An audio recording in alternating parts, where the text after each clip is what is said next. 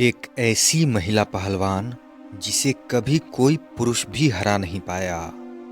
1950 का दशक, जब महिलाओं के कुश्ती लड़ने के बारे में कोई सोच भी नहीं सकता था, उस वक्त हमीदा बानो एक ऐसी महिला थी जो मर्द पहलवानों को लगातार चित कर रही थी। अखाड़े में उनके आगे बड़े बड़े पहलवानों के पैर उखड़ जाते थे। जो लोग महिलाओं को कमजोर समझते थे, उनके मुंह पर ताले लग गए थे। हमीदा बानो आम लोगों में इतनी चर्चित हो चुकी थी कि उनका वजन, कद और खानपान तक खबरों का विषय बन रहा था। पहलवान हमीदा बानो मिर्जापुर में पैदा हुई थी।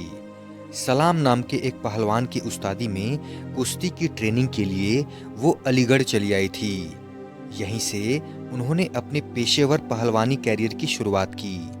देश में कोई महिला पहलवान नहीं थी जिससे वो दंगल कर सके। ऐसे में उन्होंने मर्द पहलवानों को चुनौती देना शुरू कर दिया।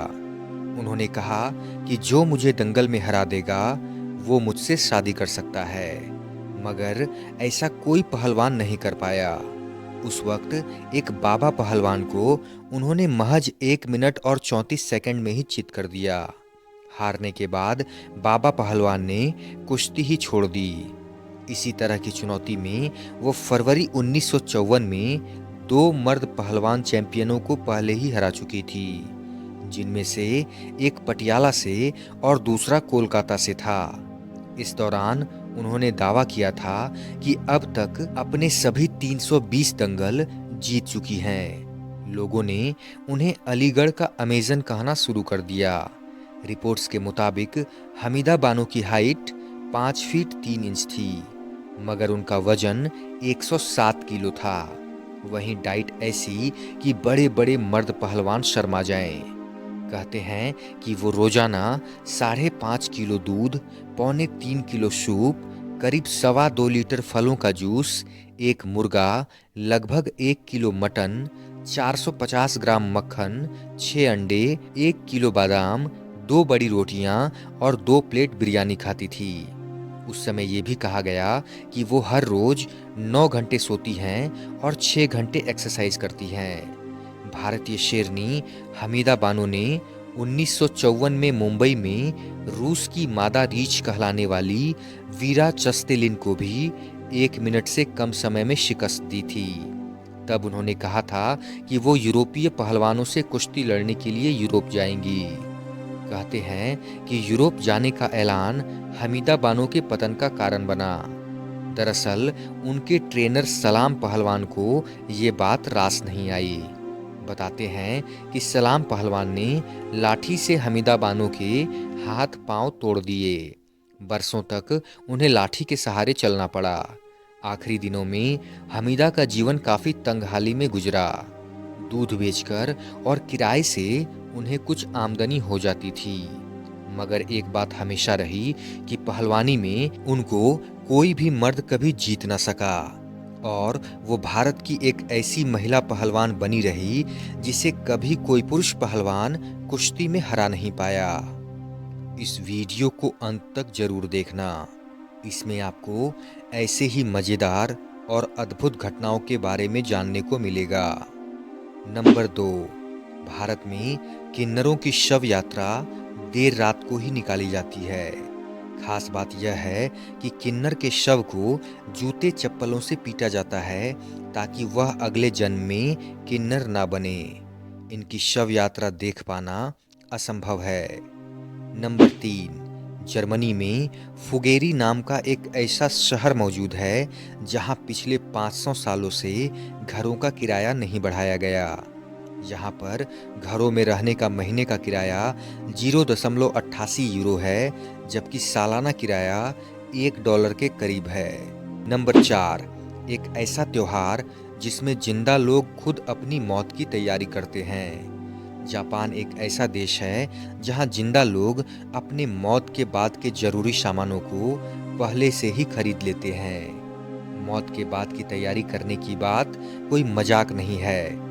राजधानी टोक्यो में अंतिम संस्कार बिजनेस मेला लगता है और यहाँ पर लोग शॉपिंग करने के लिए आते हैं। हर साल 16 दिसंबर को शुकात्सु फेस्टिवल उत्सव के दिन के रूप में मनाया जाता है। इस उत्सव को सुकात्सु फेस्टा भी कहा जाता है। प्रतिभागी अपना अंतिम संस्कार पोशाक चुनते हैं, फूलों से भरे ताबूत की पर्ची कटाते हैं और उसमें लेटकर तस्वीर खिंचवाते हैं। इतना ही नहीं, लोग कब्रिस्तान में प्लॉट भी खरीदते हैं। जापान के शुकात्सु महोत्सव में लोगों को वास्तव में सिखाया जाता है कि मौत की ठीक से तैयारी कैसे करें। ऐसा नहीं है कि इस त्योहार में सिर्फ बुजुर्ग ही भाग लेते हैं, बल्कि हर उम्र के लोग इस फेस्टिवल का हिस्सा बनते हैं। नंबर 5, टाइटैनिक के जहाज के बारे में कौन नहीं जानता। दुनिया का सबसे बड़ा पानी का जहाज टाइटैनिक 10 अप्रैल 1912 को इंग्लैंड के पोत से अपने पहले सफर के लिए समुद्र में रवाना हुआ तो फिर वापस नहीं लौटा। यह बात है सन 1898 की, जब टाइटैनिक का निर्माण भी नहीं हुआ था। सन 1898 में मॉर्गन रॉबर्टसन नामक लेखक ने the rack of the Titan और फ्यूटिलिटी नामक एक नॉवेल प्रकाशित किया। उस नॉवेल में मॉर्गन ने टाइटन नामक जहाज का जिक्र किया है और लिखा है कि यह एक विशाल और कभी नहीं डूबने वाला पानी का जहाज था। लेकिन अपनी पहली ही यात्रा के दौरान यह जहाज उत्तरी अटलांटिक महासागर में एक बर्फ की बड़ी सी चट्टान से टकराकर दुर्घटनाग्रस्त होकर डूब गया और जहाज में सवार लगभग सभी लोग मारे गए। चौंकाने वाली बात यह है कि इस नॉवेल के प्रकाशित होने के ठीक 14 साल बाद टाइटैनिक नामक जहाज का निर्माण होता है। यह ठीक वैसा ही विशाल जहाज होता है जैसा नॉवेल में जिक्र किया गया था। आप में से कई लोगों ने टाइटैनिक मूवी देखी होगी, जिसमें इस जहाज को दिखाया गया है। लेकिन आश्चर्यचकित कर देने वाले इस नॉवेल के बारे में बहुत कम लोग जानते होंगे। आखिर 14 साल पहले लिखे गए नॉवेल में दी गई सारी जानकारी कैसे 1912 में बने टाइटैनिक जहाज से हूबहू मेल खाती है, यह सोचने वाली बात है। नॉवेल में और भी बहुत कुछ मिलता जुलता लिखा था। दोनों जहाज बेहद आलीशान थे। दोनों ही जहाज़ों ने अप्रैल के महीने में अपनी यात्रा शुरू की। दोनों ही जहाज एक विशाल बर्फ की चट्टान से टकराकर दुर्घटनाग्रस्त हुए।